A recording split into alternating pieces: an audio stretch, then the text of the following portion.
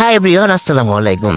আজকে আপনাদের সঙ্গে শেয়ার করব খুবই জনপ্রিয় একটি রেসিপি। আমার মনে হয় এই রেসিপিটা মাসে 2-1 বার অনেকের বাসায় হয়ে থাকে।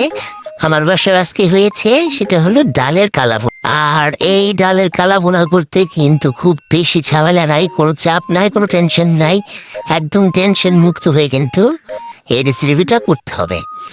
জাস্ট ডালটা ধুয়ে চাইলে আপনি প্রেশার কুকারে দিতে পারেন, আবার পাতিলের মধ্যে দিতে পারেন। আমি প্রেশার কুকারের মধ্যে দিয়েছিলাম। ডালটা ধুয়ে প্রেশার কুকারের মধ্যে দিয়ে রেখে আমি মোবাইলটা হাতে করে নিয়ে বাসের রুমে চলে যাই। কিছুক্ষণের মধ্যে আমি দেখলাম খুব সুন্দর একটা সেন্ট বেরিয়ে গেছে। তাতে আমি বুঝলাম যে আমার ডালের এই কালাভুনা কিন্তু রেডি হয়ে গেছে। তো এসে আমি দেখলাম যে হ্যাঁ, খুবই সুন্দরভাবে এটা রেডি হয়ে গেছে। আমার এই রেসিপি দেখে আমার বাড়ির লোকজন বলছে এটা নাকি আমার দোষ, কিন্তু এটা কি সত্যি হলো কথা? যত দোষ নন্দ ঘোষ নাকি যত দোষ মোবাইল ঘোষ?